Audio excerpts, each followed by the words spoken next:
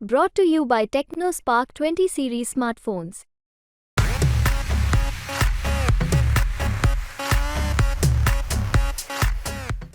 एक तर ज्यांनी अंडर एजला दारू सर्व्ह केली, मला असं वाटतं की पहिल्यांदाच त्यांच्यावर ॲक्शन झाली आहे. 4 लोकांना अरेस्ट करण्यात आलंय. आजच कोर्टाने त्यांना 4 दिवसाची रिमांड देखील दिलेली आहे. त्यासोबत जो मुलगा आहे त्याच्या वडिलांवरही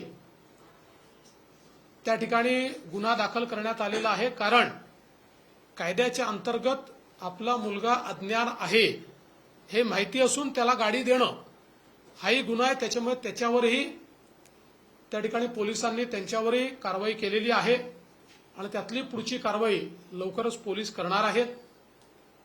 मला असं वाटतं की या प्रकरणाला अत्यंत गंभीरतेने पोलिसांनी घेतलंय आणि मला विश्वास आहे की अशा प्रकारे 2 लोकांचा अपघातात मृत्यू होऊन लिनियंटली सोडून देणं हे काही सहन केलं जाणार नाही. त्यानुसार त्याच्यावर उचित कारवाई आहे चाललेली आहे. त्याच्यात न्याय हा निश्चितपणे मिळेल. यासोबत काही मूलभूत मुद्दे देखील चर्चेला आलेले आहेत या प्रकरणातनं.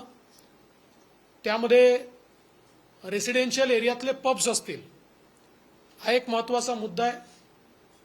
त्या ठिकाणी आयडेंटिटी चेकिंग कुठलं होत नाही हा देखील महत्त्वाचा मुद्दा आहे.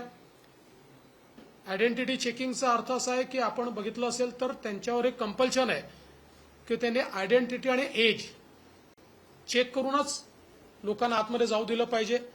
त्याचं चेकिंग कुठे होत नाहीये. त्या संदर्भात एन्फोर्स करणं आणि सीसीटीव्हीतनं ते मॉनिटर करणं अशा प्रकारचं एक पोलिसांशी चर्चा झालेली आहे. ते करणार आहेत.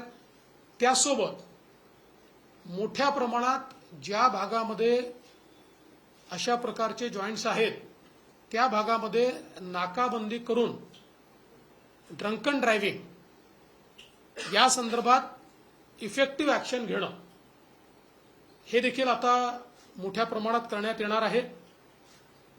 आणि विशेषतः ज्यांना लायसन्सेस मिळालेले आहेत ते लायसन्सेसच्या कंडिशन्स त्या ठिकाणी पाळतायत की नाही याची तपासणी करण्याचे आदेश हे पोलीस विभाग तर पाहिलंच पण महानगरपालिकेलाही देण्यात येतील आणि एक्साइज डिपार्टमेंटला देखील देण्यात येतील.